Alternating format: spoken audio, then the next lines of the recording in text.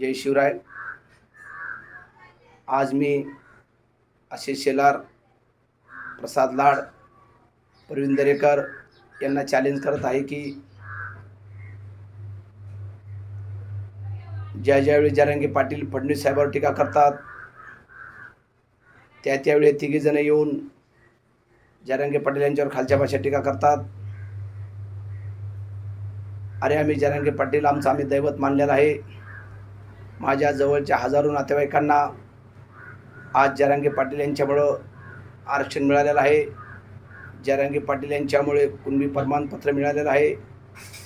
त्या जरांगे पाटील टीका आम्ही कदापि सहन करणार नाहीत. तुम्ही सतत सांगत असतात की फडणवीस साहेबांनी मराठा समाजाला आरक्षण दिलं, फडणवीस साहेबांनी मराठा समाजाला सारथीच्या माध्यमातून मोठं सहकार्य केलं. बांधवांनो, फडणवीस साहेबांनी फक्त तुम्हा तिघाला दिलं म्हणजे सगळे समाजाला दिलं असं होत नाही. प्रसाद लाड राष्ट्रवादीमध्ये काय मिळत नव्हतं म्हणून भाजपात आले, त्यांना त्या ठिकाणी आमदारकी मिळाली. प्रवीण दरेकर शिवसेना मनसे असे करत करत आले, त्या ठिकाणी त्यांना काही मिळत नव्हतं. इथे विरोधी पक्ष नेते आमदारकी हे मिळाली. असे शहराला मंत्रिपद 3-4 वेळेस आमदारकी मिळाली. हे सगळं तुम्हाला मिळालं म्हणजे समाजाला मिळालं असं होत नाही. ते सगळं तुम्हाला फडणवीस साहेबांच्या कृपेमुळे मिळालेलं आहे.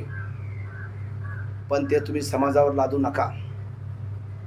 आज तुम्ही महाराष्ट्रातील एखाद्या खेड्यात जा, तिथल्या गरीब शेतकरी मुलाला आरक्षणाची काय किंमत असते ते विचारा, त्यावेळेस तुम्हाला ती किंमत कळेल.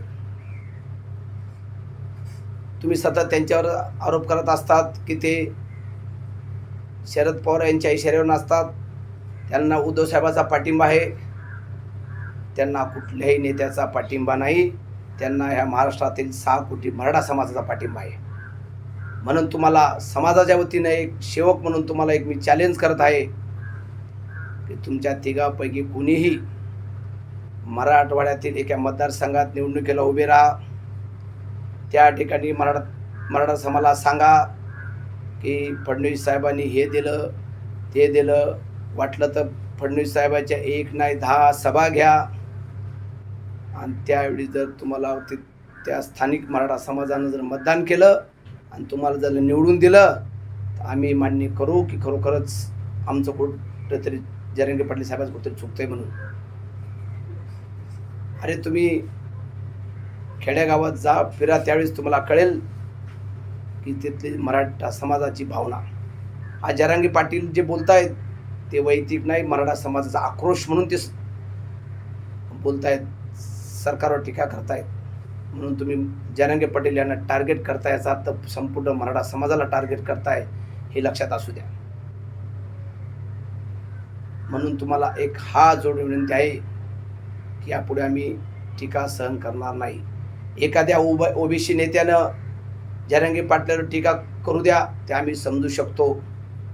पण ज्या समाजात तुम्ही जन्म घेतलाय त्या समाजातला एक गरीब शेतकरी मुलगा आपल्या समाजाच्या न्याय हक्कासाठी लढत आहे. ठीक आहे, त्यांच्याकडे एका दुसरी चुका होत असेल ते तुम्ही समजून घ्यायला हवी.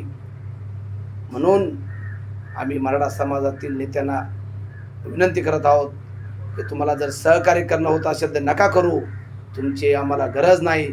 कमीत कमी जरांगे पाटील यांच्यावर खालच्या भाषेत टीका तरी करू नका. एवढंच मी तुम्हाला या ठिकाणी सांगतो आणि थांबतो. जय शिवराय.